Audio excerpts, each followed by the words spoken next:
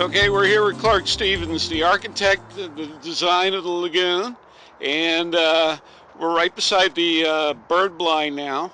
The wires have been placed crisscrossing all around the bird blind. Tell me something, Clark. How did you conceive of this?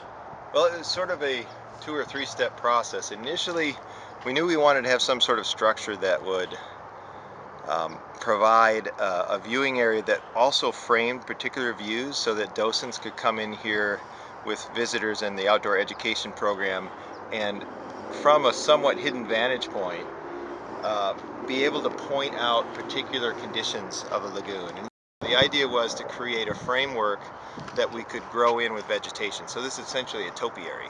And the shape is such that you see the diagonals moving here, although they're not strung correctly yet. They're still working on this and there's some missing.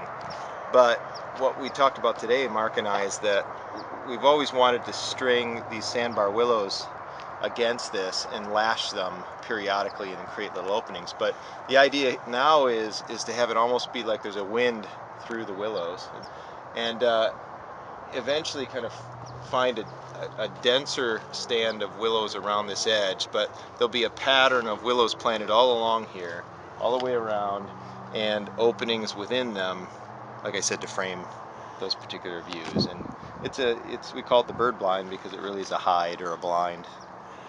How does this compare to your other projects?